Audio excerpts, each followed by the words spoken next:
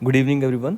तो आज हमारा पहला लेक्चर है सेल ऑफ गुड्स एक्ट का, और मैं सेल ऑफ गुड्स एक्ट में अब तक का सबसे मोस्ट इम्पॉर्टेंट लेक्चर पढ़ाने वाला हूँ आपको। वो है chapter number 5, rights of unpaired seller against the goods. ठीक है, ये लेक्चर मेंस के लिए भी इम्पॉर्टेंट है, ये लेक्चर प्री के लिए भी इम्पॉर्टेंट है। तो इसमें जो जो आपको मैं बातें समझाऊंगा आपको कहीं और नहीं मिलने वाली, किसी भी यूट्यूब चैनल पे नहीं मिलने वाली। तो आप इसको बहुत अच्छे से समझना, और कहीं भी कोई डाउट आता है तो आप हमें कमेंट कर सकते हैं। ठीक है, देखिए, तो सेल ऑफ गुड्स एक्ट हम पढ़ने वाले हैं। मान के चलें ये ए है। अब ए जो है वो सेलर है। ठीक है, इसने क्या करा, इसने प्रॉपर्टी इन गुड्स जो है वो बायर को दे दिया। अब प्रॉपर्टी इन गुड्स का मतलब क्या होता है कि अगर मैं ए हूँ, मेरे पास कोई गुड है, मैं उस गुड की ओनरशिप जो है वो ट्रांसफ़र करना चाहता हूँ बायर को, तो उसे कहते हैं प्रॉपर्टी इन गुड्स। ठीक है, तो मैंने क्या करा, प्रॉपर्टी इन गुड्स यानी कि ownership of the goods buyer को ट्रांसफ़र कर दी। अब जब हम प्रॉपर्टी इन गुड्स यानी कि ओनरशिप ऑफ गुड्स को ट्रांसफ़र करते हैं तो उसे सेल कहा जाता है। तो ए ने बी को क्या करा, गुड्स जो हैं सेल कर दिए, तो उसे कहेंगे सेल। ओके, अब बायर जो है वो इन रिटर्न जो है उसको प्राइस पे करना है। अब प्राइस क्या होता है, money in consideration paid for the sale of goods, paid for the sale of goods. ठीक है, तो समझना, ए जो है वो एक सेलर था, उसने क्या करा, प्रॉपर्टी इन गुड्स जिसे हम ओनरशिप ऑफ गुड्स कहते हैं वो बायर को दिया। बायर बदले में क्या करेगा, पैसा देगा। तो पैसा, money in consideration paid for the sale of goods. ठीक है, अब सेलर है कौन, कौन होता है सेलर, ये जानना ज़रूरी है। तो सेलर जो है वो गुड्स का मालिक हो सकता है। मेरे पास गुड्स हैं तो वो मेरे प्रॉपर्टी होगी, मैं बेचना चाहता हूँ। मेरे पास आईपैड है, मैं आपको सेल करना चाहता हूँ, तो मैं ओनर हूँ तभी तो बेच रहा हूँ। OLX पे ऐड डाल दी, व्हाट्सएप पे ऐड डाल दी, इंस्टाग्राम पे ऐड डाल दी, यूट्यूब पे ऐड डाल दी, तो मेरे गुड्स हैं जब तो बेच रहा हूँ ना। तो या तो मैं ओनर ऑफ द गुड्स हो सकता हूँ, दूसरा मैं ओनर का एजेंट हो सकता हूँ जिसकी रिस्पॉन्सिबिलिटी है गुड्स को बेचना। सोगा में ऐसे एजेंट्स का नाम मर्केंटाइल एजेंट होता है, ये ओनर के बिहाफ पे गुड्स बेचते हैं। अब मर्केंटाइल एजेंट कौन होता है, जैसे एग्जांपल देखना, ये ए है, ए ने एक्स को बोला कि तुम मेरे बिहाफ पे गुड्स को सेल करना। ठीक है, मैं तुम्हें अथॉरिटी दे रहा हूँ, मैं तुम्हें अथॉरिटी दे रहा हूँ कि तुम मेरे बिहाफ पे गुड्स सेल करो। अब ए ने तो एक्स को अथॉरिटी दे दी, जेड को कैसे पता चलेगा कि एक्स के पास अथॉरिटी है कि नहीं है, एक्स सेलर है कि नहीं है। तो ए जो है वो इसको रेलवे रिसीट दे सकता है, अगर माल रेलगाड़ी से आ रहा है तो ए जो है वो बिल ऑफ लेडिंग इसके नाम पे कर सकता है, अगर माल समुंदर के रास्ते जहाज़ में आ रहा है तो ए जो है उसको कंसाइनमेंट ऑर्डर दे सकता है, अगर माल ट्रक वगैरह के ज़रिए आ रहा हो।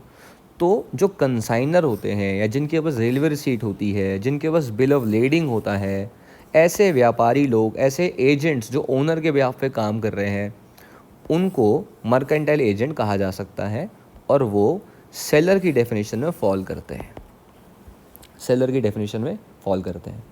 एक तीसरा व्यक्ति होता है डेल क्रेडरे एजेंट नाम का। डेल क्रेडरे एजेंट का व्यक्ति का नाम, इसका काम क्या होता है, ये ए है, इसने बी के साथ कांटेक्ट करा, कहा कि मेरे पास एक गुड्स है, तुम क्या मुझे इस गुड्स का पैसा ला के दे सकते हो, मुझे प्रॉफिट मुझे अभी दे दो, और चाहे तुम जिस मर्जी को जितने भी दाम पे बेचो, मुझे उससे कोई फ़र्क नहीं पड़ता, मुझे तो प्रॉफिट चाहिए, मुझे तो प्रॉफिट ला के दो। तो बी जो होगा वो ए को पहले प्रॉफिट दे देगा उसका, चाहे उसके गुड्स सेल हुए हो ना हुए हो, उससे कोई फ़र्क नहीं पड़ता।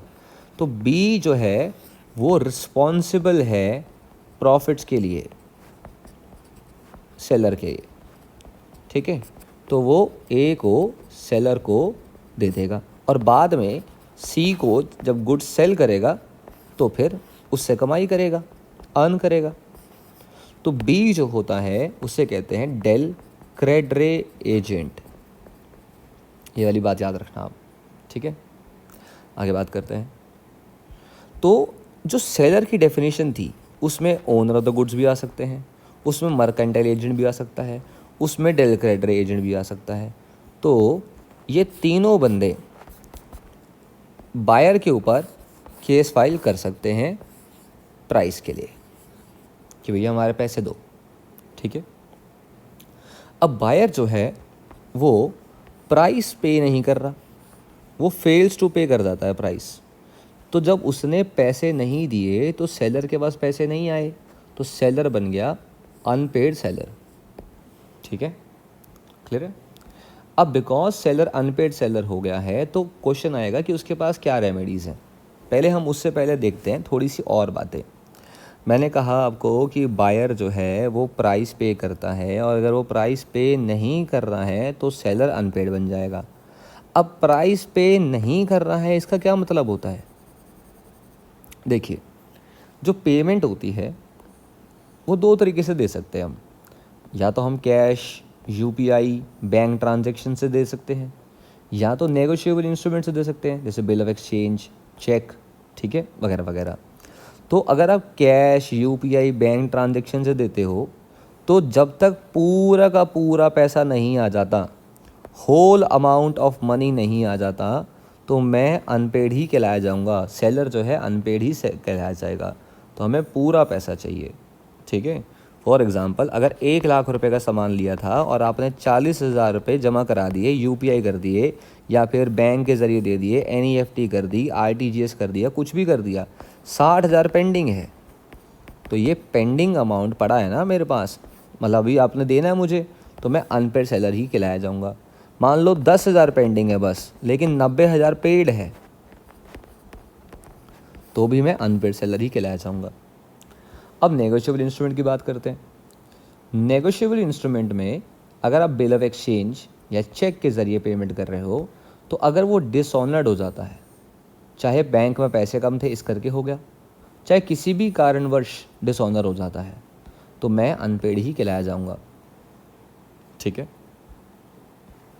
अब आगे देखते हैं। ये था हमारा सेक्शन नंबर 45 सोगा का।